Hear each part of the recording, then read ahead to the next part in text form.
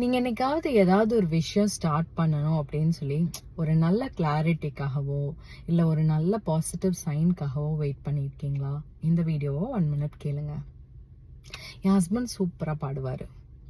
ஆனால் ஸ்மியூலுங்கிற ஒரு பிளாட்ஃபார்ம் தவிர அவரோட ஸ்கில்ஸை என்றைக்குமே வெளியே அவர் எக்ஸிபிட் பண்ணதே கிடையாது. எங்களுக்கு ஒரு வாட்டி ஃப்ரீ டைம் கிடைக்கல, நாங்கள் ஜஸ்ட்டு ஒரு பாட்டாக ஒரு நாளைக்கு இன்ஸ்டாவில் அப்லோட் பண்ண ஆரம்பித்தோம். கொஞ்ச நாளில் கத்தார்லேருந்து கத்தார் தமிழ் ரேடியோவில் ஒரு புது ஆப்பர்ச்சுனிட்டி வந்துச்சு. ஹண்டிங் ஃபார் தமிழ் வாய்ஸ், நல்ல வாய்ஸஸ் அப்படின்னு சொல்லிட்டு தமிழ் சிங்கர்ஸ் இருந்தால் கூப்பிட்ருந்தாங்க. அதில் போனார், செலக்ட் ஆனார்.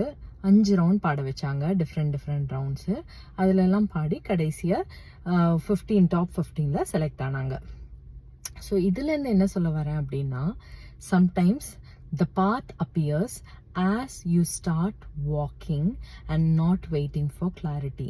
ஸோ சில டைம் ஒரு சில விஷயம் நீங்கள் பண்ணணும்னு ஆசைப்பட்டீங்கன்னா அது நீங்கள் ஏதோ ஒரு சின்ன ஸ்மால் ஸ்டெப் அதை பண்ணாதான் உங்களுக்கு அதுக்கான ஃபர்தர் கிளாரிட்டி கிடைக்குமே தவிர ஃபுல் 100% எனக்கு இதை பற்றின ஃபுல் டீட்டெயில்ஸ் கிடைச்சாதான் நான் ஸ்டார்ட் பண்ணுவேன் அப்படின்னு நம்ம நினச்சோன்னா நம்மளுக்கு என்றைக்குமே அந்த கிளாரிட்டி வரவே வராது. ஸோ இந்த கிளாரிட்டி எப்போ நம்மளுக்கு கிடைக்க ஆரம்பிக்கணும்னா, நம்ம அதோட ஃபர்ஸ்ட் ஸ்டெப்பை நம்ம செய்ய ஆரம்பிச்சோம்னா அதுக்கு அடுத்து ஒரு 20% கிளாரிட்டி கிடைக்கும்.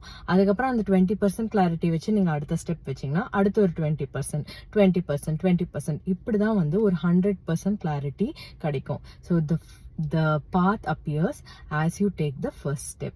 ஸோ இதுவே உங்களுக்கு ஒரு சைனாக இருக்கட்டும் to start whatever you're aiming for.